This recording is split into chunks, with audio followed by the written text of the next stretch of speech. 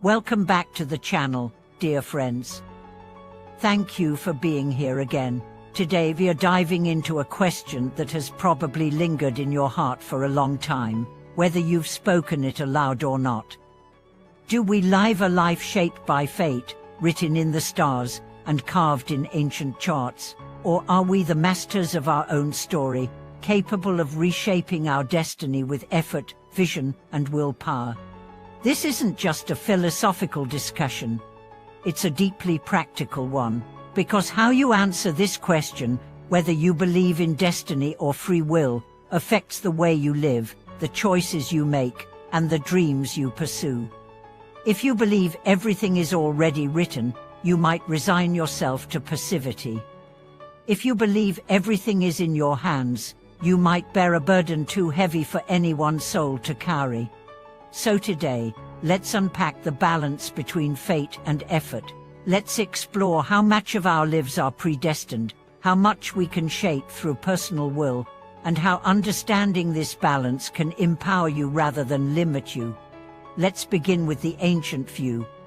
In many Eastern philosophies, including Chinese metaphysics and traditional astrology, there's a strong belief that a person's destiny is largely written at birth. The time, date, and place of your birth are believed to determine your zodiac sign, your elemental alignment, your strengths and weaknesses, your fortune and misfortune. This isn't just superstition, it's a system developed over thousands of years through observation and refinement. People born in certain years are said to carry specific traits. For example, those born under the sign of the dragon are seen as bold and ambitious, while those born under the rabbit are said to be gentle and wise. There's a deep logic and symbolism in these ancient systems. They give people a sense of identity, direction, and understanding. They explain why you might feel different from others, why you experience certain challenges, or why some paths seem smoother for you than others. But here's the critical point. These systems were never meant to be prisons. They were never meant to say, "This is who you are, and you can't change it." Rather, they were intended as maps. A map doesn't tell you where you must go. It shows you the terrain. It reveals the challenges, the possibilities, the obstacles. But how you move through that terrain, that's still your choice. Let me put it this way. If fate is the weather, effort is your ability to build shelter, to find a path, or to dance in the rain. You cannot always change what comes your way, but you can always choose how to meet it. Imagine two people born on the same day, under the same star sign, with the same destiny chart. One grows up to become successful, resilient, and fulfilled.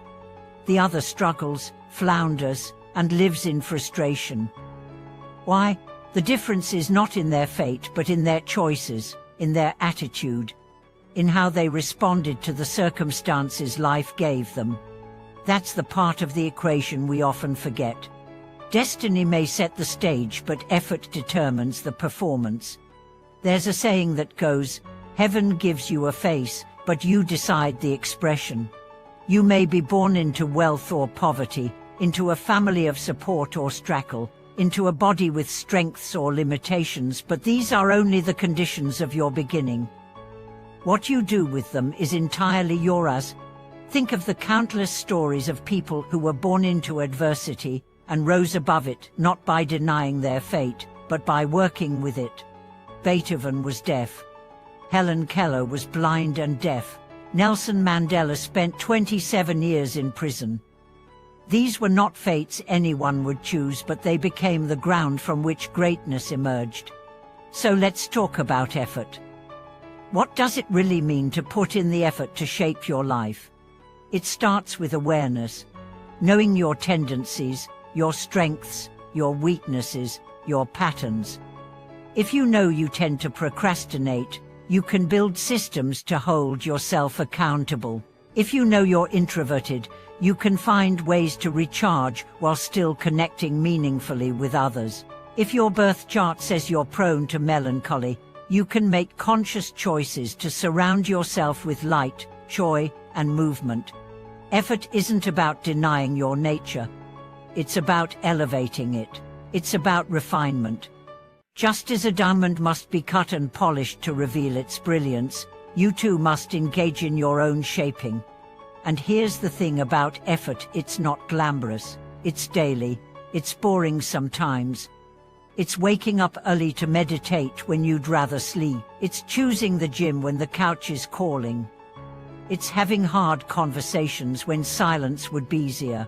But it's also empowering. Because every time you choose to act instead of blame, to build instead of complain, to persist instead of quit, you prove to yourself that you are not a puppet of fate. You are a co-creator of your destiny. This doesn't mean denying that some things are out of your control. There are external forces, economic downturns, global crises, accidents, illnesses that you cannot will away. But even then, you are never powerless. You always have the power to respond, to rebuild, to rise again. Resilience, too, is effort, and resilience changes lives. Now let's bring it back to a very human question.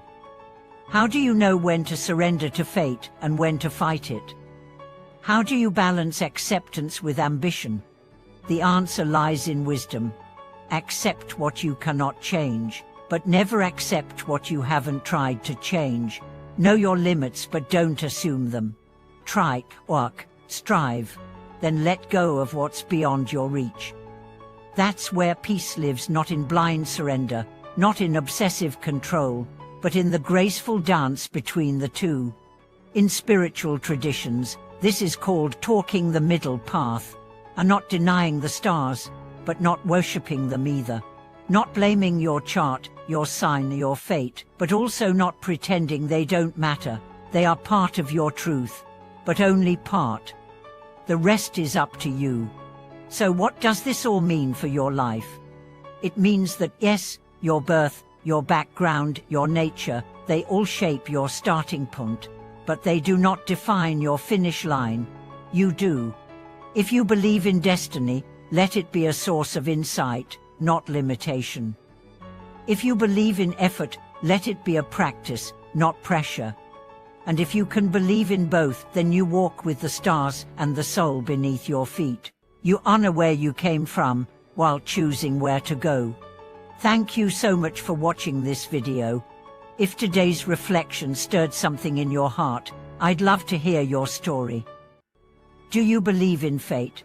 Do you believe in self-determination? Or like many of us, do you believe in both?